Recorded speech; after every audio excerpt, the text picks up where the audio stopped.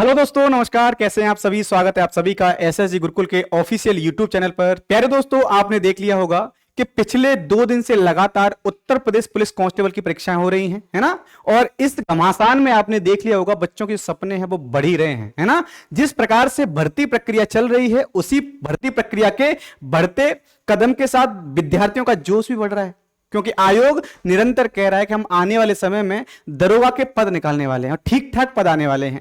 जब भी आप उत्तर प्रदेश में दरोगा के विषय में सोचते भी हैं तो आपके मन में एक विचार जरूर आता है कि भैया अगर हम एक सीमित समय में और एक अच्छा पद प्राप्त करना चाहते हैं तो उत्तर प्रदेश में दरोगा से बेहतर तो हो ही नहीं सकता है ना। उत्तर प्रदेश में दरोगा से बेहतर भी नहीं हो सकता है। साथ ही साथ आप ये भी जानते हैं कि सामान्य रूप से देखा जाए तो ग्रेजुएट तो हर एक कोई होता है, तो क्यों ना एक काम करते हैं, पुलिस में तो हमने कर ही दिया, अच्छा अब हम दरोगा के लिए मूव करते हैं और दरोगा में बहुत अच्छा करके अधिकारी बनने का सपना पूरा करते हैं। तो चलिए भाई, आपको पहले मैंने एक वीडियो में बता दिया था किस प्रकार की रणनीति दरोगा के लिए हो सकती है। आज हम जानने वाले हैं कि यूपीएसआई में सिलेबस क्या रहता है। आपने देख लिया होगा भाई, आज हम योग्यता जानेंगे, सिलेबस जानेंगे और इसी के समकक्ष जो भी चीजें हो सकती हैं उस पर चर्चा करने वाले हैं। तो प्यारे दोस्तों, सबसे पहले तो मैं आपको बता दूं कि जो आपका सिलेबस रहता है, जो आपका यूपीएसआई में सिलेबस रहेगा प्यारे बच्चों, वो 4 सब्जेक्ट पूछे जाते हैं। यही 4 विषय हैं जो यूपीएसआई के अंतर्गत आपसे पूछे जाते हैं। अगर हम टोटल क्वेश्चन की बात यहां पर कर लें आपसे, है ना, अगर मैं आपसे टोटल क्वेश्चन की बात करूं तो आप कहेंगे सर इसमें 160 क्वेश्चन आते हैं, है ना। 160 क्वेश्चन आते हैं, ये 4 भागों में डिवाइड होता है। 4 भाग कौन कौन से हैं? तो सामान्य हिंदी है, सामान्य ज्ञान है ना भैया, न्यूमेरिकल और मेंटल एबिलिटी है, और मानसिक योग्यता और तार्किक क्षमता है, यानी मैथ है और रीजनिंग है ना। हिंदी है, जीके जीएस है, मैथ है और रीजनिंग है। ये 4 सब्जेक्ट हैं।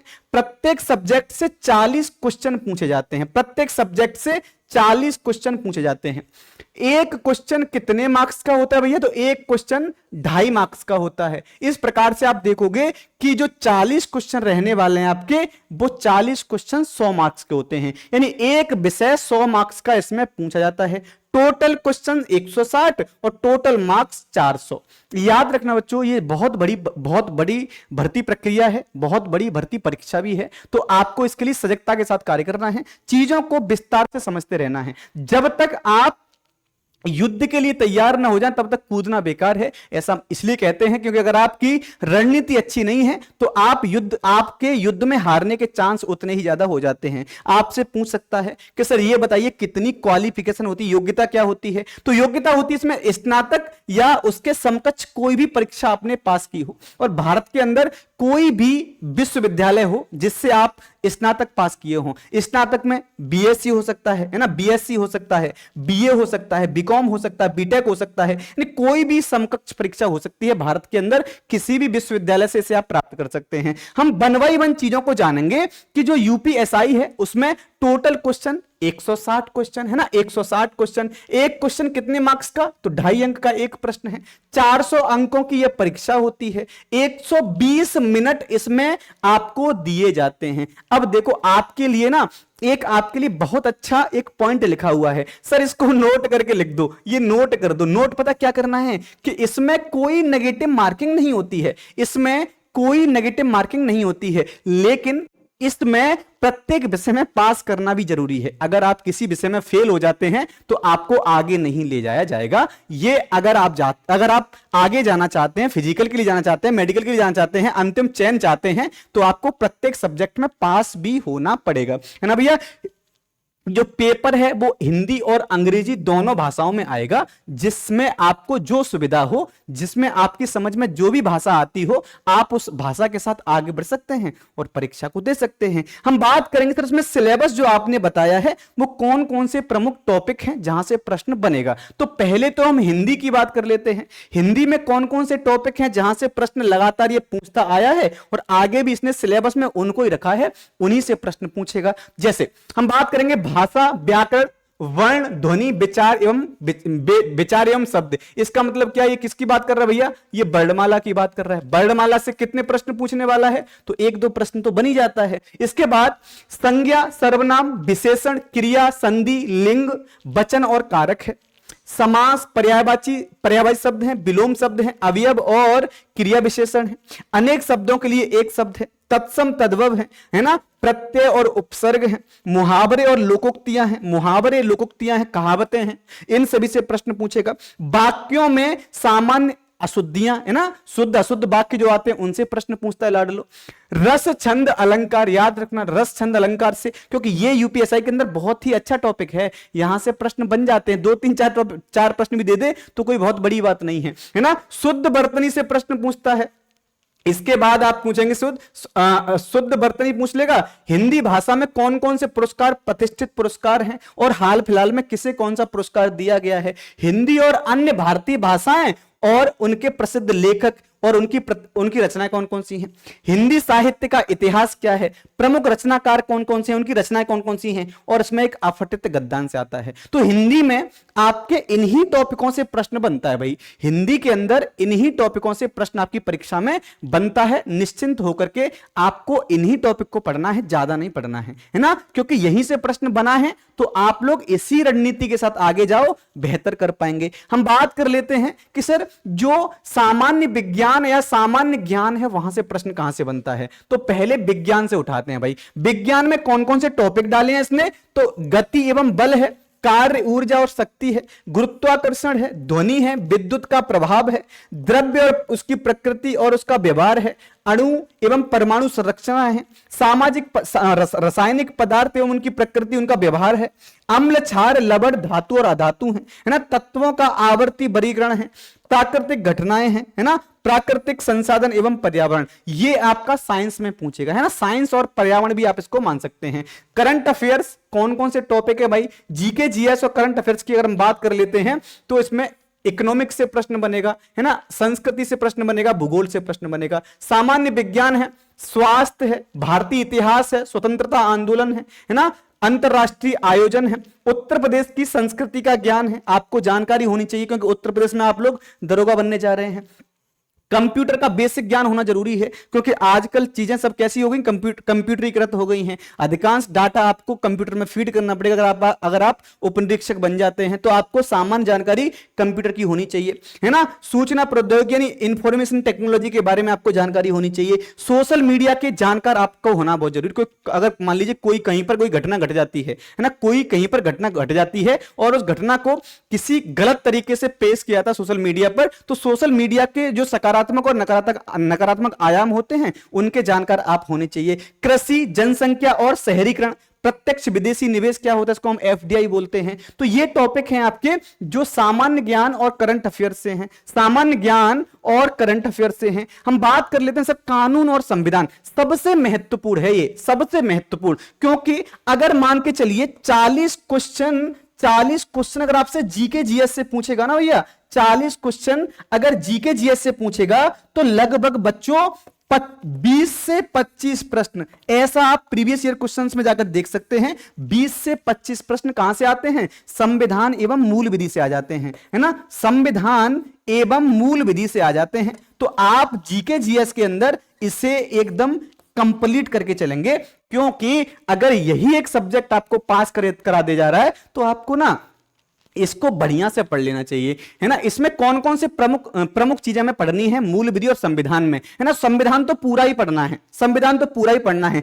फंडामेंटल लॉ यानी मूल विधि में क्या पढ़ना है, तो मानवाधिकार है, यातायात के नियम है, मानवाधिकार है, यातायात के नियम है, राष्ट्रीय सुरक्षा से जुड़े हुए मुद्दे आपको आने चाहिए है ना। जैसे एनएसए क्या होता है, रॉ क्या है ना, एनएसए क्या है, रॉ क्या है, या दुनिया भर के अंदर कौन कौन सी सुरक्षा से संबंधित एजेंसियां हैं, कौन कौन से ऐसे कमीशन बनाए गए हैं जो सुरक्षा से जुड़े हुए हैं, ऐसे कौन से अंतरराष्ट्रीय आपके ऑर्गेनाइजेशन हैं जो सुरक्षा को लेकर काम करते हैं। इंटरपोल क्या है ना, इंटरपोल से संबंधित चीजें आपसे पूछ लेता है। हम बात करते हैं अपराध की सजा का सिद्धांत, यानी अपराध से जुड़े हुए कौन कौन से मुद्दे हैं है ना, जो कि जिन पर अब तक सरकारों ने अपने कदम उठाए हैं। भारतीय संविधान के बारे में सामान्य जानकारी होनी चाहिए, संविधान के बारे में आपकी पकड़ होनी चाहिए। संविधान का उद्देश्य क्या है, मौलिक अधिकार है, नीति निर्देशक तत्व है, संविधान संशोधन के नियम है और विनिमय है, अखिल भारतीय सेवा है, महिला बच्चों से संबंधित सामाजिक कानून के बारे में जानकारी है। महिलाओं और बच्चों से संबंधित कौन कौन से ऐसे कानून हैं जो अब तक सरकारों के द्वारा लाए गए हैं, या पहले ब्रिटिश सरकार ने अपने कानून में संशोधन करके बच्चों और महिलाओं के लिए कौन से कार्य किए हैं, उन पर चर्चा होनी चाहिए, है ना। SC/ST एक्ट है, पर्यावरण का संरक्षण है, वन्य जीव संरक्षण है। इसके अलावा IPC से प्रश्न बन सकता है, CPC से प्रश्न बन सकता है ना, CRPC से प्रश्न बन सकता है। तो इनको भी आपको ध्यान रखना है। ये सभी चीजें आपको पढ़ लेनी पड़ेंगी। अगर आप पढ़ ले जाते हो तो या मैं आपको विश्वास के साथ कह सकता हूं बच्चों, GK GS में ना आप एक बहुत बड़ा सेक्शन कंप्लीट कर ले जा रहे हो। हम वही बात करेंगे कि जो आपकी मानसिक योग्यता है, तार्किक आरेख, आपका संकेत संबंध विश्लेषण है, संकेतीकरण है, शब्द रचना परीक्षण है, अक्षर और संख्या श्रृंखला है, प्रभावी तर्क है, शब्द और वर्णमाला है, आंशिक समरूपता है ना, व्यावहारिकता का ज्ञान आपको होना चाहिए, अक्षर और संख्या संकेत की जानकारी होनी चाहिए, शिक्षा ज्ञान संबंधी परीक्षण, आंकड़ों का तार्किक विश्लेषण, यानी रीजनिंग भी जब आती है ना तो ऐसे ही नॉर्मल प्रश्न नहीं आएंगे, क्योंकि भैया आपको उपनिरीक्षक बनाना है ना। जब आपको उपनिरीक्षक बनाना है तो आपके पास सोचने की क्षमता का विकास हो जाना चाहिए। उपनिरीक्षक बनने से पहले ये ज्यादा बेहतर है। अगर हम मैथमेटिक्स की बात करेंगे तो चक्रवृद्धि ब्याज है, साझेदारी है, कार्य समय दूरी है, तालिका और ग्राफ से समय प्रश्न है ना, मेंसुरेशन है, आपका मिसलेनियस वाला चैप्टर आएगा आपका, है ना, संख्या पद्धति है, संख्या प्रणाली है, सरलीकरण है, दशमलव अंश से प्रश्न पूछेगा, SCF LCM से प्रश्न बनता है, अनुपात समानुपात है, प्रतिशत है, लाभ हानि है, छूट है और साधारण ब्याज है।